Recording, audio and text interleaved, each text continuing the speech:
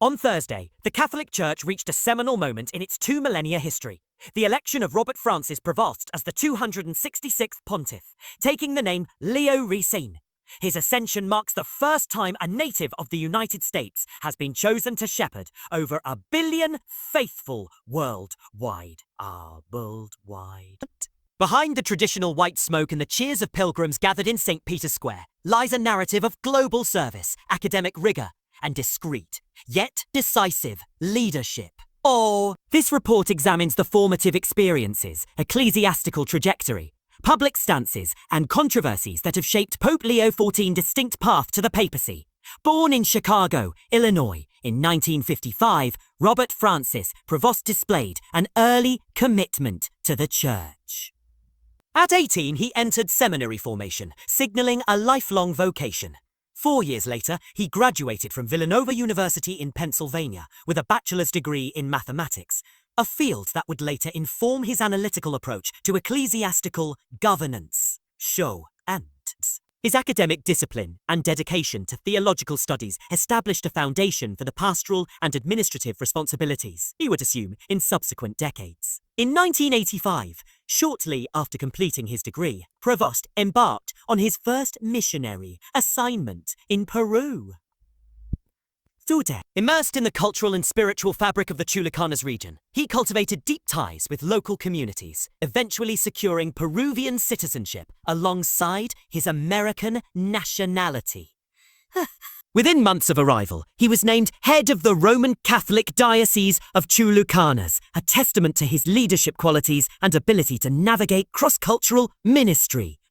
His decade-long presence in the region, followed by a brief pastoral return to Chicago in 1987, underscored a dual identity that would later define his international profile. Prevost's leadership within the Order of St. Augustine further expanded his influence. From 1987 to 1997, he directed the Augustinian Seminary in Trujillo, Peru, overseeing the formation of future priests and religious scholars. His tenure emphasized academic excellence and pastoral sensitivity, cementing his reputation as a mentor and administrator. In 1998, the Augustinian province of Chicago elected him as its provincial superior, entrusting him with the oversight of numerous communities across the United States. In this capacity, he navigated complex institutional challenges, from resource allocation to the implementation of pastoral initiatives. The pontificate of Pope Francis brought Prevost into the inner workings of the Vatican. In 2023, Francis appointed him to lead the congregation responsible for vetting new bishop candidates, a critical role in shaping the global episcopate. Notably, Prevost implemented one of the Francis administration's most groundbreaking reforms. He incorporated 3 women into the cardinalatial advisory body that recommends episcopal nominations. This move, unprecedented in the Church's history, reflected a measured openness to expanding lay participation in governance. His diligence and discretion were rewarded in early 2025, when Francis elevated him to the College of Cardinals, signalling his likely influence in the upcoming Concon. Throughout his ministry, Prevost maintained a measured public profile, particularly on contentious issues. He has refrained from overt commentary on women's ordination or same-sex unions. Yet, in 2012, as bishop in Chiclayo, Peru, he addressed the rise of gender theory. Describing a gender ideology as confusing and asserting that it seeks to create genders that don't exist, he articulated a cautious stance that resonated with traditional teaching while inviting further discussion. Conversely, he broke silence on American politics by leveraging social media to critique the Trump administration's immigration policies. He do not see the suffering. Is your conscience not disturbed? How can you stay quiet? He posted on Twitter, underscoring a pastoral concern for migrants and a willingness to engage secular authorities on moral grounds. He also shared articles challenging the views of public figures like J.D. Vance, reinforcing his preference for a compassionate approach to immigration. Despite his qualifications, Prevost was a relative outsider in early papal betting markets.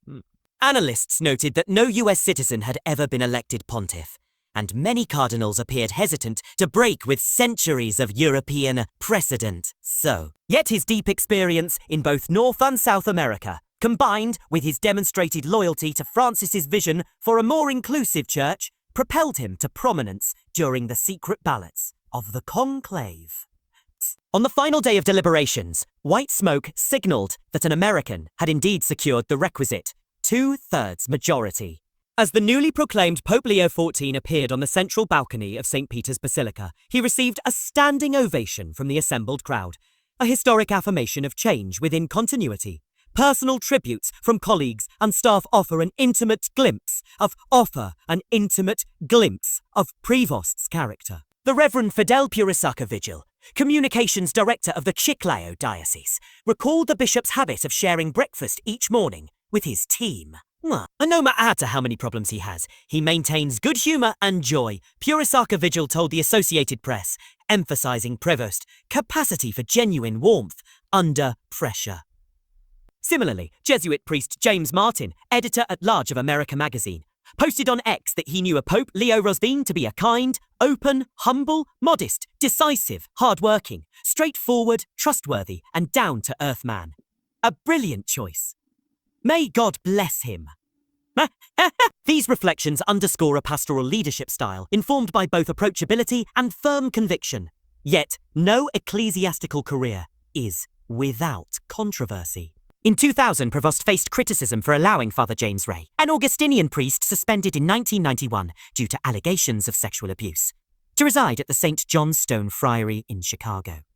Critics argued that this decision reflected a broader culture of secrecy. In later years, however, Prevost publicly denounced such cover-ups.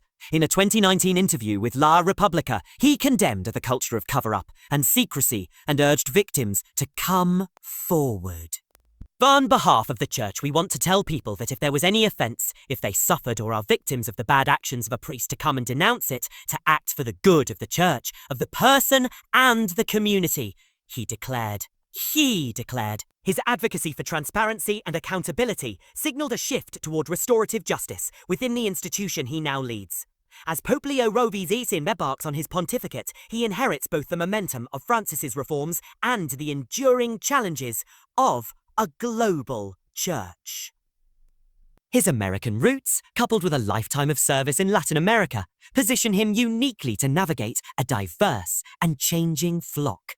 Observers will watch closely how he balances tradition with innovation, doctrinal fidelity with pastoral outreach, and institutional integrity with calls for reform. In a moment when the Catholic Church faces questions of relevance and credibility, the election of Robert Francis Prevost may well mark the beginning of a new chapter, one in which an American perspective joins the ancient rhythms of Vatican governance to chart the next course for